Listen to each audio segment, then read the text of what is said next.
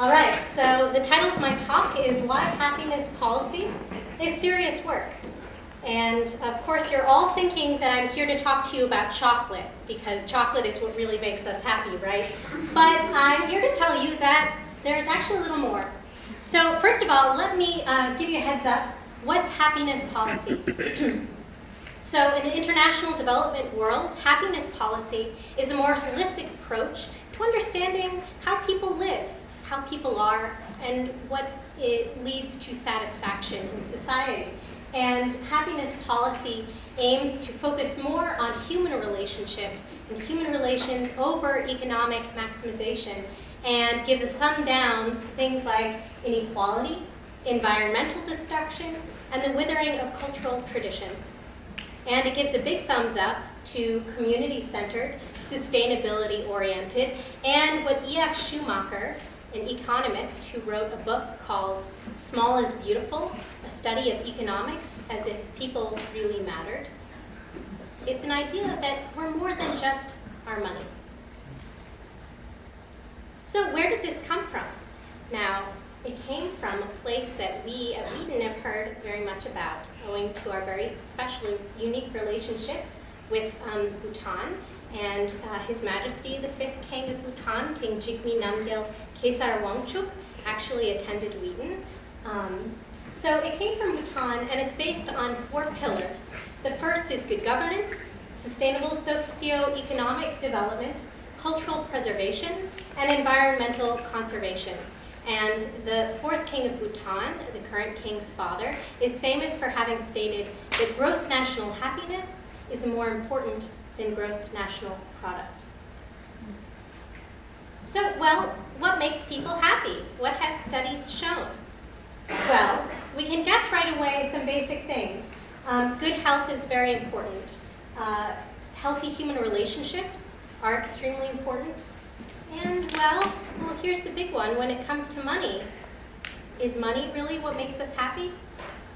So I think that, statistically there is a wider perception that people are happier the more money that they have. But actually, the happiness point drops off after $75,000, which is much lower than most of us would expect. So after $75,000, in other words, there doesn't seem to be a tremendous amount of change in happiness. It seems to stay pretty consistent after the $75,000 mark. So it's a complicated question. In other words, happiness is of course related to money. We do need to have a safe place to live and education and all of the things that money can afford us, but it's not everything. So what makes them unhappy? Well, poor health, particularly mental health, 10% of the world has mental disorder of some kind. Erosion of trust in society, the breaking down of relationships. If you are a Beatles fan, then you know that money can't buy you love.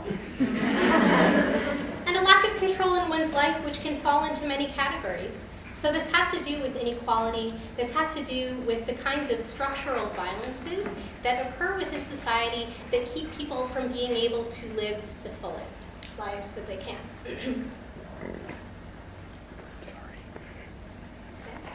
So how is it measured? Now this is a very important discussion, and one that is a very complicated one. As you can see, it's my largest slide. Now there are many conferences have been held regarding how it should be measured. But in Bhutan, where I'm going to focus, the place where GNH started, gross national happiness, they use a system with 33 indicators within 9 domains, and they have what they call so you can see the 9 domains here, and they have what they call a sufficiency cutoff and a happiness gradient, which essentially means that there is a cutoff in terms of where people are sufficient in those domains. Do they have enough? And then from there, if they exceed sufficiency, then they're considered to be on the happiness gradient. And from there are 4 areas. So are you extremely or deeply happy? Are you somewhat happy? Are you not so happy? And are you unhappy? So insufficiency in 6 of the 9 domains means that you're happy. And this way of measuring it is based on a multi-dimensional poverty measure index. It's called the Alkire-Foster method, and it is at Oxford's Poverty and Human Development Initiative at Oxford University. And it's a multidimensional poverty measurement tool that someone, Zabina Al-Kire and Foster, went to Bhutan and worked with people at the Center for Bhutan Studies in order to create an index that would best fit the ideas of gross national happiness. So where else is it being implemented?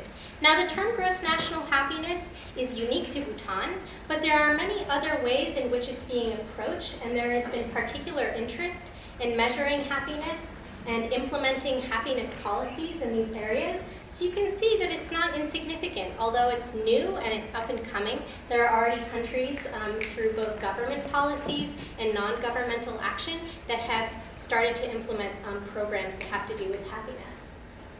And actually, this is exciting. In 2011, because of Bhutan's interest in gross national happiness, the UN adopted gross national happiness by unanimous vote, because who wants to say no to happiness, right? By unanimous vote, they added happiness to the global agenda officially on the UN Charter, and the UN began to measure happiness. So now they have a happiness measurement that comes out every year. And in 2013, there were primarily Northern European countries, Sweden, Denmark, Iceland, that reached the top of the happiness scale. The US fell at number 17, maybe a little bit unexpected for some people, and actually fell below Mexico, the United Arab Emirates, and Israel. So here this challenges us to think about what our freedoms are, and to think about what satisfaction means, to think about what happiness means. So why is happiness policy important? Sounds pretty charming, right? Well, its implications for public policy and development strategies are really important, and the way in which we think about economies developing and the way in which we approach international development in general can be very affected by the way in which we place our values. And so what economic anthropologist Keith Hart would call the human economy is the direction that we should be moving, rather than only focusing on what have been more kind of traditional neoliberal ways of understanding development as being only according to one linear path, and that is primarily money-based. So why do we need it? Well, subjective well-being needs to be measured by more than just how much money we make. So in this room, we would all like to be valued more than just by how much money we have in our banks and in our pockets.